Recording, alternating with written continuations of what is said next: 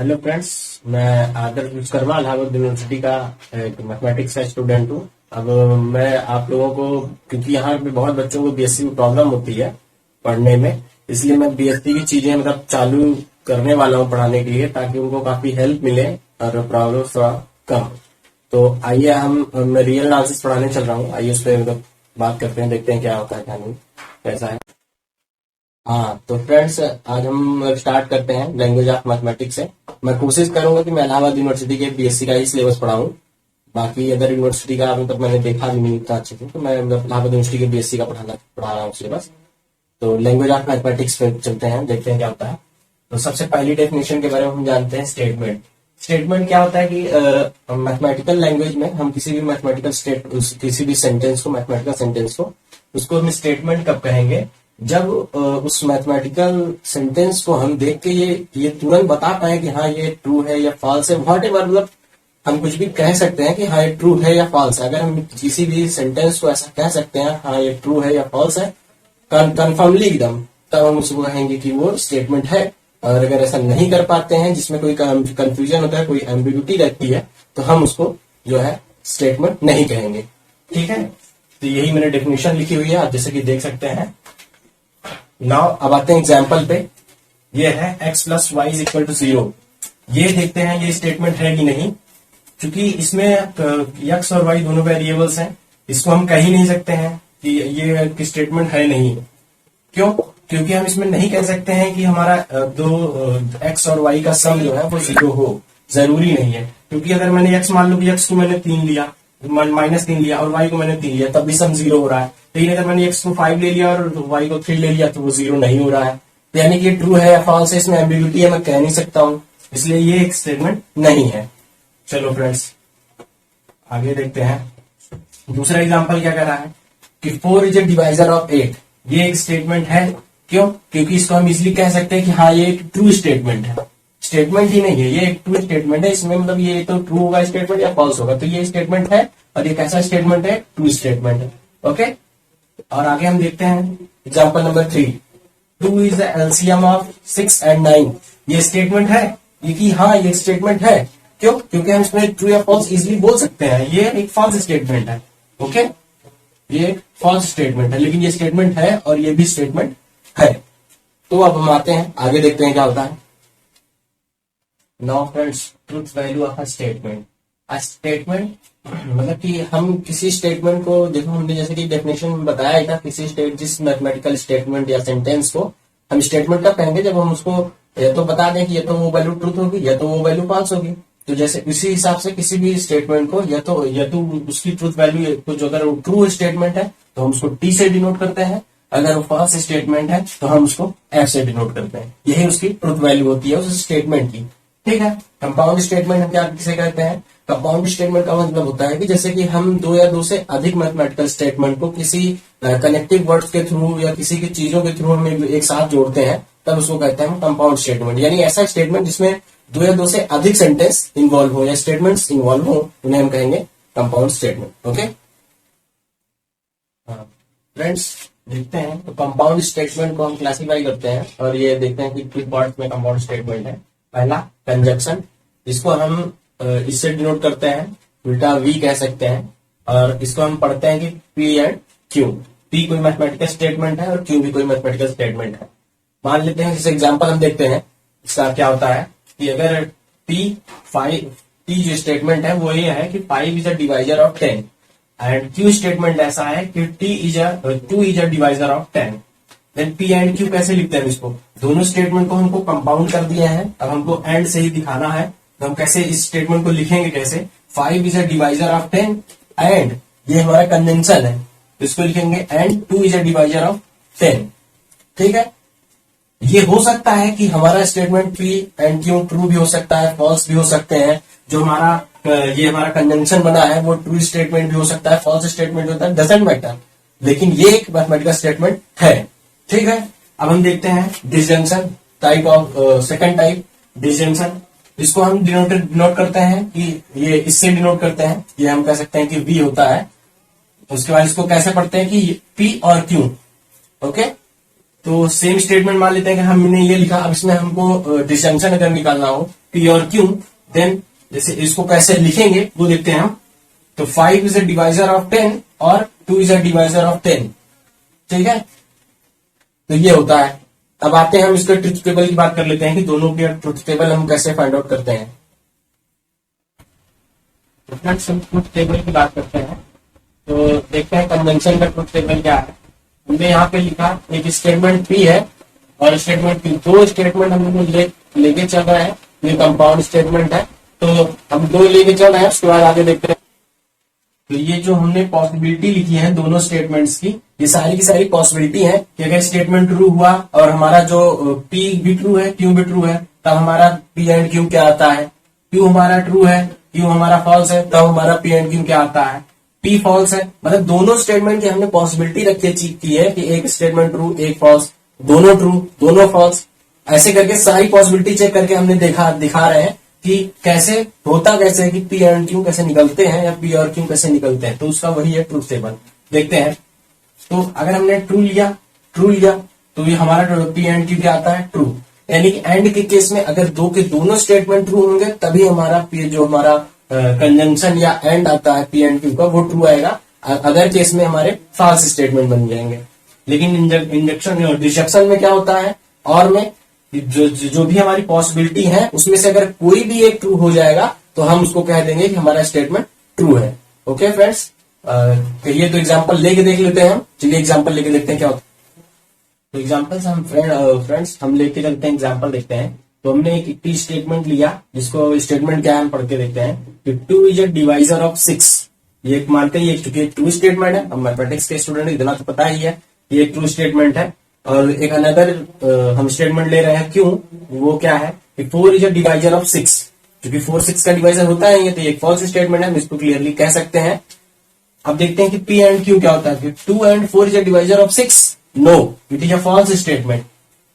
हमने इसमें कौन सा ट्रू लाइन इस्तेमाल किया है, पी हमारा ट्रू लिया है और क्यू मैंने फॉल्स लिया है, तो हमको स्टेटमेंट क्या मिल गया है, हमको फॉल्स स्टेटमेंट मिल रहा है। तो यहाँ हम भी देख रहे हैं कि फॉल्स स्टेटमेंट मिल रहा है। यानी कि इसी तरीके से हम कई सारे एग्जांपल कर सकते हैं जो कि सारी सारी पॉसिबिलिटी बनती है। अब देखते हैं कि पी और क्यू हमने क्या निकाला है। क्योंकि 2 जो हमारा पी और क्यू आएगा वो आएगा कि 2 और 4 इज अ डिवाइजर ऑफ 6। यानी कि कहने का मतलब कि 2 अथवा 4 दोनों में से कोई भी एक होगा तो हम मान लेते हैं कि हमारा स्टेटमेंट ट्रू है। तो ट्रू और 4 इज अ डिवाइजर ऑफ 6, क्योंकि ट्रू स्टेटमेंट है, क्योंकि एटलीस्ट 1 का 1 तो है, ये है 2 है जो उसका डिवाइजर है, तो ये एक ट्रू स्टेटमेंट है। तो हम इसमें कौन सा इस्तेमाल किए हैं, हमें ये वाला केस हमने इस्तेमाल किया है। ठीक है, यहाँ पे देखिए ट्रूथ वैल्यू ट्रू आ रही है, तो हम इसको कह सकते हैं कि जैसे एग्जांपल के थ्रू हमने दिखाया, ऐसे भी आप कई सारे एग्जांपल्स लेके कर सकते हैं। ट्राई करिए, कोई दिक्कत हो तो बताइएगा। आगे हम देखते हैं कि अभी निगेशन वगैरह बचे हैं, चलो मैं उसको बताते हैं निगेशन क्या होता है। तो फ्रेंड्स आते हैं निगेशन के बारे में जानते हैं। तो निगेशन को हम जनरली नॉट से मतलब नॉट के लिए ही यूज करते हैं, और निगेशन को ऐसे डिनोट करते हैं हम, या तो माइनस पी के फॉर्म में जैसा माइनस के जैसा दिखता है, या तो फिर इस टाइप का दिखता है, ऐसे डिनोट करते हैं। और इसको हम पढ़ते हैं नॉट पी या फिर निगेशन ऑफ पी। ठीक है, उसका ट्रूथ टेबल हम देखते हैं कि कोई स्टेटमेंट पी है, उसकी दो पॉसिबिलिटी हो सकती हैं, या तो वो ट्रू होगा या तो फिर फॉल्स होगा। तो हमने दो पॉसिबिलिटी ली, या तो ट्रू है एक है फॉल्स है। तो उसका निगेशन क्या होगा, अगर ट्रू स्टेटमेंट है तो तुरंत उसका निगेशन फॉल्स हो जाएगा, क्योंकि नॉट ट्रू तो ये फॉल्स हो जाएगा। फॉल्स स्टेटमेंट है तो वो ट्रू हो जाता है। जैसे एग्जांपल हम देखते हैं कि 5 क्या है कि एलसीएम है 5 एंड 25 का, क्योंकि एक ट्रू स्टेटमेंट है। देखते हैं, हमने ये वाली कंडीशन को अप्लाई की है, ये वाली को, ये एक ट्रू स्टेटमेंट है, क्योंकि अब इसका निगेशन फॉल्स होना चाहिए। चलिए हम पढ़ते हैं इसका निगेशन क्या होता है। 5 is not LCM of 5 and 25, क्योंकि हम ये जानते हैं कि 5 एलसीएम होता है, तो ये नॉट स्टेटमेंट यानी कि ये फॉल्स स्टेटमेंट है। और जैसे कि ये फॉल्स स्टेटमेंट हुआ तो हमने कहने का मतलब ये वाली कंडीशन हमने इसमें ट्रूथ टेबल के अकॉर्डिंग ये वाला ट्रू है। तो ऐसे ही आप कई सारे एग्जांपल लेके कर सकते हैं, कोई दिक्कत नहीं है। अब आते हैं देखते हैं इम्प्लीकेशन पे। तो इसको हम ऐसे डिनोट करते हैं, और चूंकि ये इसको पढ़ा जाता है कि लगभग कि पी इंप्लाइज क्यू, यानी इफ एंड देन वाला केस ये होता है कि इफ पी, यानी कि ऐसे भी पढ़ते हैं कि इफ पी देन क्यू। यानी कि इफ पी देन क्यू, ये ऐसे भी पढ़ा जाता है। अब आते हैं इसका ट्रूथ टेबल, देखते हैं कि कैसे होता है, इसका ट्रूथ टेबल क्या देता है। चलते हैं फ्रेंड्स, अब देखते हैं कि इम्प्लाइज दैट का जो हमारा ट्रूथ टेबल है कैसे बनता है। ये हमारी चारों कंडीशन है, पी और क्यू के बीच में कितनी कंडीशन हो सकती है स्टेटमेंट्स के बीच में, हम वो देख रहे हैं। अब जो है ये उसका ट्रूथ टेबल है।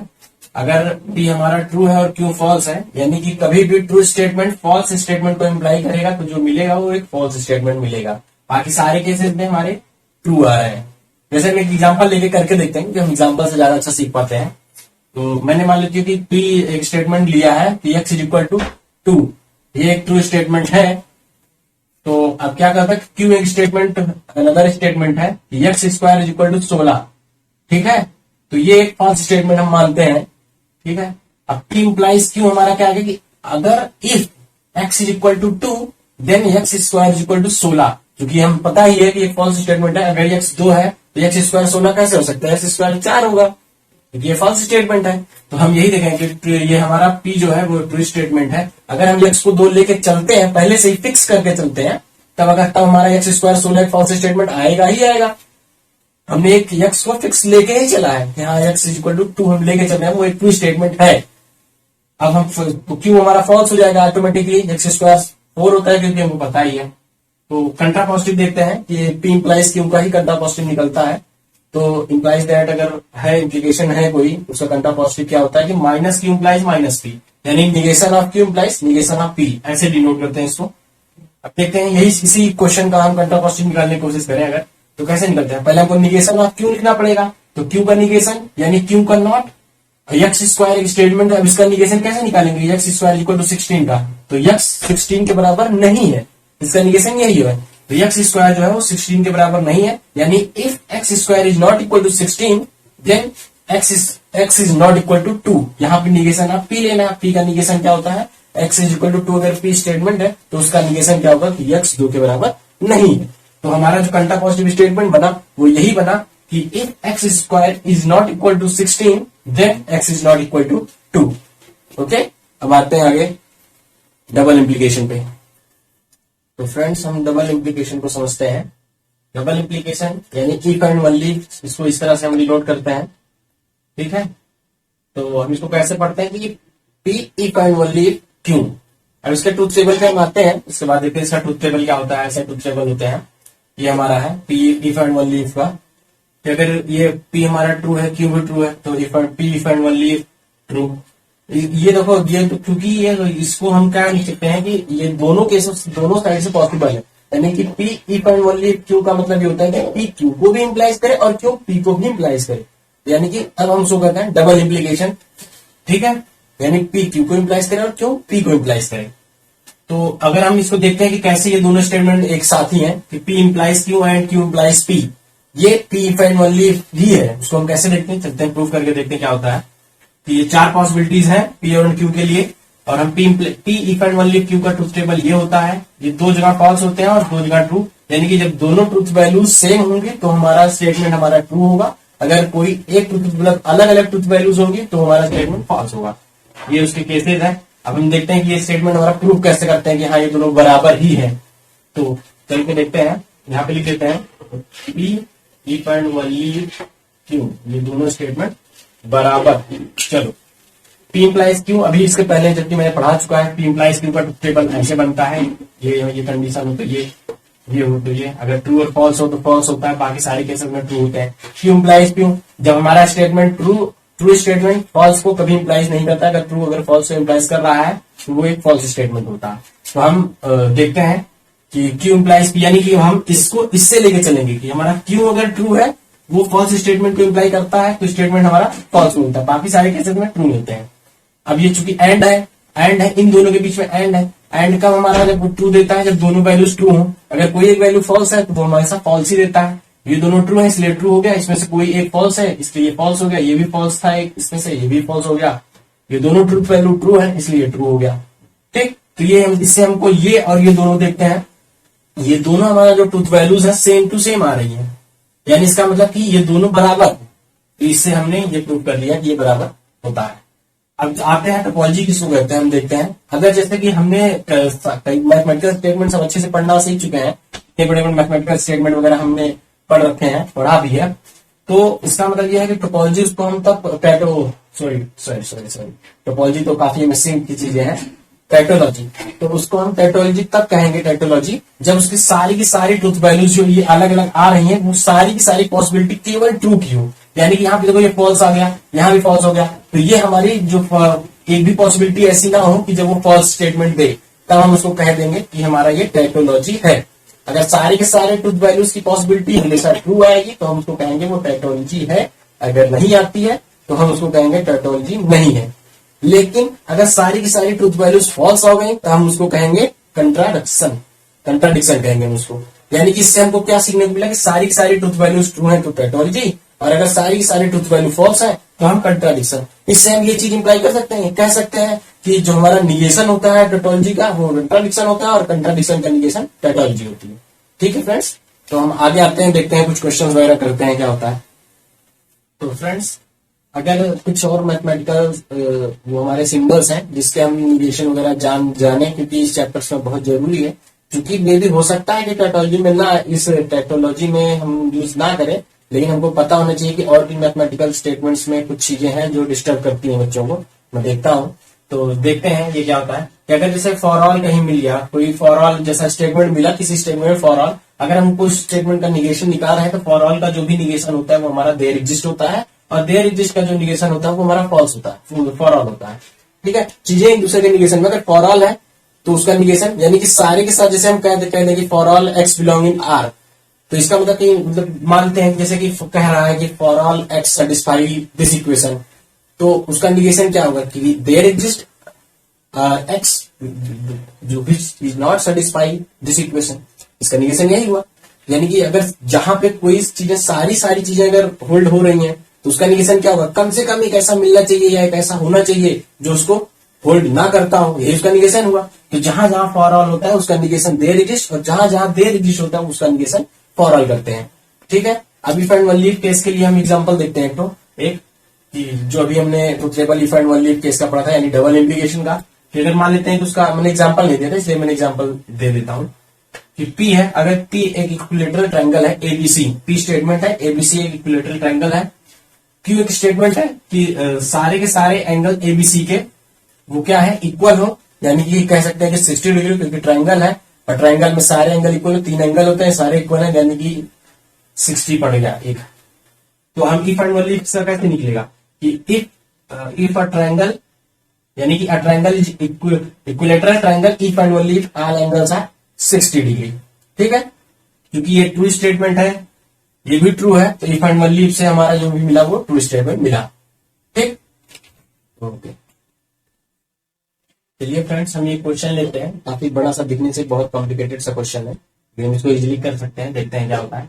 स्टेटमेंट क्या है कि P if and only leaf Q, मतलब जो भी स्टेटमेंट है वो इक्विवेलेंट है, P implies Q and minus P implies minus Q। इसको हमको प्रूव करना है, देखते हैं क्या होता है। मैंने P और Q की सारी पॉसिबिलिटीज लिखी हैं कि अगर एक बार क्या वो पॉसिबिलिटी कितनी जगह, true true true true true false false true true false false, 4 possibility हो सकते हैं किसी स्टेटमेंट। एक स्टेटमेंट के 2 पॉसिबिलिटी है, या तो ट्रू या तो फॉल्स, और अगर हमने 2 स्टेटमेंट कंबाइन करा तो उसकी 4 पॉसिबिलिटी हो सकती है, या तो ट्रू, यही 4 पॉसिबिलिटीज हैं। अब हम देखते हैं कि P इंप्लाइज क्यों निकालते हैं, क्या होता है। जब ट्रू ट्रू हो तो हमारा स्टेटमेंट ट्रू होता है, जब ट्रू फॉल्स हो तो हमारा स्टेटमेंट फॉल्स होता है, जब फॉल्स ट्रू हो तो स्टेटमेंट ट्रू होता है, जब फॉल्स फॉल्स हो तो हमारा स्टेटमेंट ट्रू होता है। निगेशन आप P निकाल के देखते हैं। निगेशन का P का मतलब होता है कि हमको नॉट निकालना है। ठीक है, तो हम इसको देखते हैं कि अगर ट्रू स्टेटमेंट है P का हमको निगेशन निकालना है, तो जब अगर ट्रू है तो ये हमारा निगेशन इसका फॉल्स होता है, अगर ट्रू है तो फॉल्स होता है, अगर फॉल्स है तो ट्रू होता है, ट्रू है तो फॉल्स होता है। ठीक है, हम Q का निगेशन निकाल के देखते हैं क्या होता है। अब ये वाले इसका Q का निगेशन हमको निकालना है, तो ट्रू है तो ये फॉल्स होगा, अगर फॉल्स है तो ट्रू होगा, ट्रू है तो फॉल्स होगा, फॉल्स होगा, ट्रू है तो फॉल्स होगा, फॉल्स है तो ट्रू होगा। अब क्या करते हैं, हम minus Q implies minus P निकालते हैं। ठीक है ना, minus Q implies minus P निकाल के देखते हैं। अगर फॉल्स फॉल्स स्टेटमेंट है तो ट्रू होता है, जो कि मैंने बताया ही है। फॉल्स और ट्रू है तो ये ट्रू होता है, ट्रू और फॉल्स है तो ये फॉल्स होता है। क्यों, क्योंकि ये देखिए अगर अगर ये ट्रू है ये फॉल्स है तो फॉल्स होता है, तो इसी तरीके से यहाँ पे भी अगर ट्रू है फॉल्स है तो ये फॉल्स होता है, ट्रू ट्रू है तो ये हमारा ट्रू होता है। अब देखते हैं हम इसका और इसका यानी P implies Q and minus Q implies minus P, दोनों का हम एंड लेते हैं, एंड यानी कि कंजंक्शन। तो देखते हैं वो क्या आता है, दोनों का एंड लेके देखें। तो यानी कि एंड के केस में ट्रू कब आता है कि जब दो के दोनों स्टेटमेंट हमारे ट्रू होने चाहिए। तो हम इसको देखते हैं, ये दोनों ट्रू है तो ये हमारा मस्ट है कि ट्रू होना ही पड़ेगा। ये दोनों एक फॉल्स आ गया तो यानी कि ये हमारा फॉल्स होगा। इसमें देखो ये एक फॉल्स आ गया तो यानी ये फॉल्स हो जाएगा। इनमें दोनों ट्रू है तो यानी कि इसको मस्ट है ट्रू होना पड़ेगा, क्योंकि ये हमारा P एंड Q यानी हमारा इस साइड का जो स्टेटमेंट है उसका ट्रूथ टेबल हमारा बन गया, ट्रूथ वैल्यू बन गई है। लेकिन अभी इस साइड वाले का ट्रूथ वैल्यू हमें देखना है, if and only leaf case का। तो if and only leaf case की ट्रूथ वैल्यू मैंने लिखा दी है, मैंने पढ़ा दिया इसके पहले भी। अब देखते हैं, मैं इसकी ट्रूथ वैल्यू डायरेक्ट लिखता हूँ क्या होता है। अगर ट्रू और ट्रू स्टेटमेंट है तो हमारी जो ट्रूथ वैल्यू आएगी वो हमारा आएगा ट्रू। मेरी थोड़ी सी पेन नहीं चल रही है मार्कर। अगर ट्रू और फॉल्स है तो हमेशा फॉल्स बनेगा, अगर फॉल्स और ट्रू है तो मेरा फॉल्स बनता है, अगर फॉल्स फॉल्स है तो ट्रू बनता है। ठीक है, अगर ट्रू ट्रू है तो ट्रू बनेगा, फॉल्स ट्रू है तो फॉल्स बनता है। अगर कहने का मतलब यह है कि डबल इंप्लीकेशन में अगर कोई स्टेटमेंट फॉल्स हो गया तो हमारा जो भी डबल इंप्लीकेशन होता है वो फॉल्स होता है। ठीक, और अगर दोनों हमारे जो ट्रूथ वैल्यूज है सेम है यानी फॉल्स फॉल्स है तो ट्रू ट्रू हो, तो दोनों केसेस में हमारे जो डबल इंप्लीकेशन होता है वो ट्रू होता है। तो अब हम चूंकि निकाल चुके हैं, हम ये दोनों देखें तो ट्रूथ वैल्यूज हर जगह सेम आ रही है, तो इसका मतलब कि ये और ये हमेशा इक्विवेलेंट रहेंगे, तो इससे हम इसको प्रूव कर पाए स्टेटमेंट। ऐसे कई सारे क्वेश्चंस हैं, आप ट्राई करिएगा। कोई प्रॉब्लम हो आप मुझे कमेंट करके बता सकते हैं, मैं बताने की कोशिश करूंगा। और मैं एक दो क्वेश्चन और करा के देखता हूँ क्या होता है क्या नहीं, और प्रॉब्लम होगी फिर बाद में डिस्कस किया। तो फ्रेंड्स हम ये क्वेश्चन ये देखते हैं, फाइंड करना है हमें, क्या फाइंड आउट करना है कि P और Q एंड R, और क्या फाइंड आउट करना है, दो चीजें जो फाइंड आउट करनी है इस क्वेश्चन में, P और Q एंड P और R। अब देखते हैं क्या होता है। हमने तीन स्टेटमेंट P Q R लिए हैं, उनके सारे ट्रूथ वैल्यूज की पॉसिबिलिटी मैंने लिखी है। इस पॉसिबिलिटी को याद करने का क्या तरीका है, अगर एक स्टेटमेंट हमने लिया है तो दो पॉसिबिलिटी ट्रू या फॉल्स। अगर दो स्टेटमेंट लिए हैं तो हम क्या करेंगे कि एक साइड हमने ट्रू ट्रू फॉल्स फॉल्स लेना होता है। अगर हमारे P एंड Q केवल दो स्टेटमेंट है तो हम क्या करेंगे, P को क्या लेंगे ट्रू ट्रू फॉल्स फॉल्स, और Q को क्या लेंगे ट्रू फॉल्स ट्रू फॉल्स। यानी अगर एक साइड में ट्रू ट्रू फॉल्स फॉल्स और दूसरी साइड में ट्रू फॉल्स ट्रू फॉल्स। ये हमारा मतलब याद करने का तरीका है, मेथड है कि कैसे हम अगर दो स्टेटमेंट लिए तो कैसे करेंगे। और अगर हमारे तीन स्टेटमेंट्स हैं, जो कि तीन स्टेटमेंट तो पॉसिबिलिटी बढ़ जाएगी, उसको याद करने के क्या तरीके हैं हम बताते हैं। हाँ, उसको याद करने के ये तरीके हैं कि हम चार स्टेटमेंट स्टार्टिंग का ट्रू ले, P के लिए चार स्टेटमेंट स्टार्टिंग का ट्रू और लास्ट के चार स्टेटमेंट फॉल्स। Q के लिए स्टार्टिंग के दो स्टेटमेंट ट्रू, दो फॉल्स, दो ट्रू दो फॉल्स, यानी P के लिए चार चार का पेयर, Q के लिए दो दो का पेयर और R के लिए एक एक का पेयर, यानी true false true false true false, ऐसे सारी पॉसिबिलिटी लेंगे। ये इतनी ही पॉसिबिलिटी होती है, मैंने सारी लिख रखी है। अब हम आगे देखते हैं, निकाल के देखते हैं कि वो दोनों क्या आते हैं क्या नहीं, बराबर है नहीं है, टेट्रोलॉजी है कि कंट्राडिक्शन है, ये सारी कंडीशन हम चेक करते हैं, देखते हैं क्या होता है। आइए P और Q का मतलब क्या होता है, R के केस में क्या होता है कि कोई एक ट्रू होगा तो हमारा ट्रू हो जाएगा, और अगर सारे के सारे फॉल्स होंगे तो हमारे फॉल्स, वो हमारा जो भी उसका वैल्यू आती है वो फॉल्स आती है। तो देखते हैं P और Q ट्रू है ट्रू ट्रू है, तो ऐसे केस में हमारा मार्कर नहीं चल रहा है, ट्रू ट्रू ट्रू है तो ट्रू, ट्रू फॉल्स है ट्रू, ट्रू फॉल्स है ट्रू, फॉल्स ट्रू है ट्रू, फॉल्स ट्रू है ट्रू, फॉल्स फॉल्स है तो फॉल्स, फॉल्स फॉल्स है तो फॉल्स, ऐसे हम निकालते हैं। हम चलिए P और Q निकाल के देखते हैं। P और Q ट्रू ट्रू है तो ट्रू, ट्रू फॉल्स है तो ट्रू, ट्रू और ट्रू है तो ट्रू, ट्रू और फॉल्स है तो ट्रू, फॉल्स और ट्रू है तो भी ट्रू, फॉल्स फॉल्स है तो फॉल्स होता है।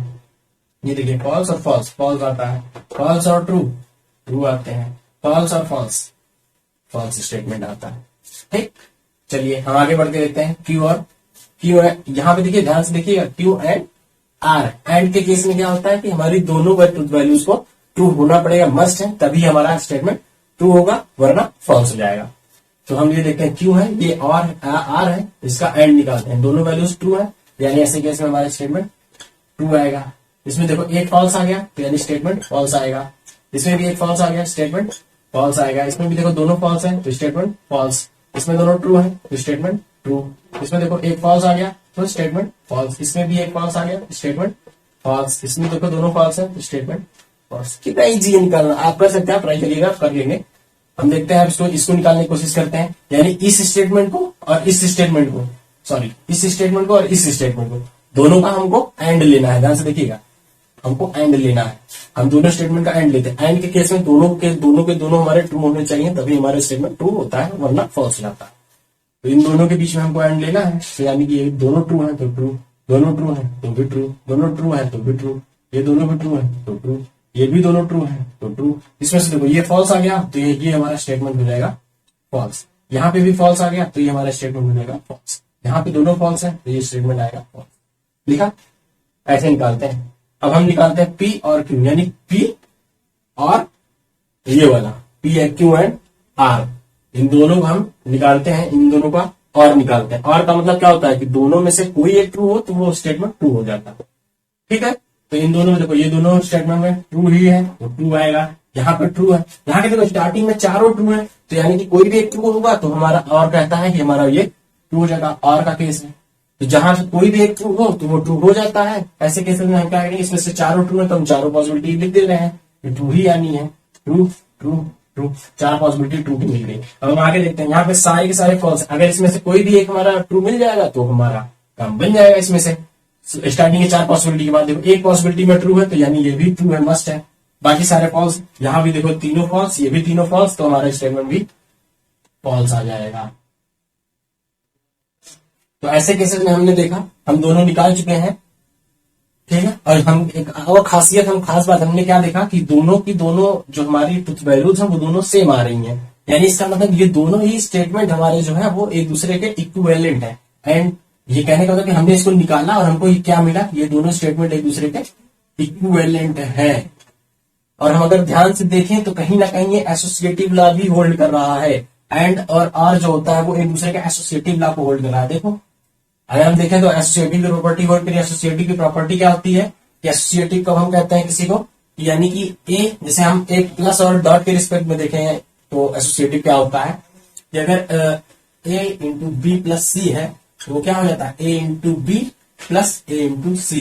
ये एसोसिएटिव की कंडीशन होती है। तो ये कंडीशन एंड और सेटिस्फाई कर रहे हैं। जैसे देखो ये और एंड, ये दोनों देखो सेम वही कर रहे हैं।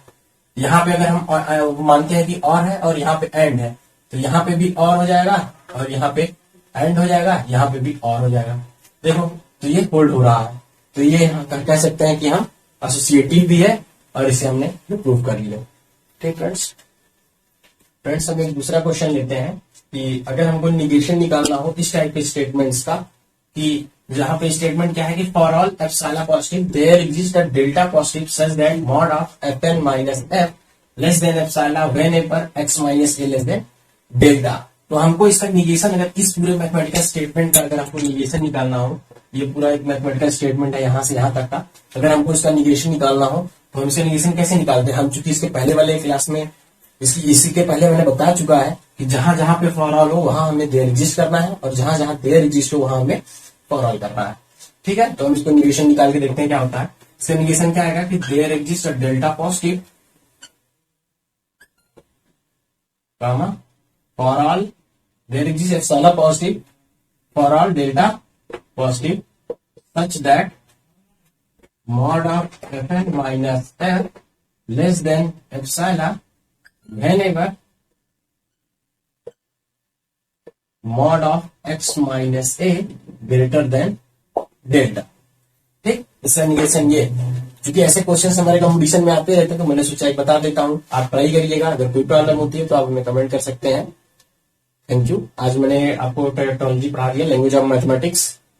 अब इसके आगे हम बात करते हैं, अब आते हैं सेट थ्योरी पे। अगले लेक्चर में हम आपको सेट थ्योरी पढ़ाएंगे। Thank you. तो इसी के साथ लैंग्वेज ऑफ मैथमेटिक्स कंप्लीट होता है। अब हम अगले लेक्चर में अब सेट थ्योरी पढ़ाना चालू करेंगे। ये तो देखते हैं अब रियल एनालिसिस को इस तरह हम आगे बढ़ाएंगे और सारा, आप टेंशन मत लीजिए, हम सारा वीडियो अपलोड करेंगे और सारी चीजें एकदम डीपली अच्छे से पढ़ा के एक्सप्लेन करके अपलोड कर देंगे। Thank you.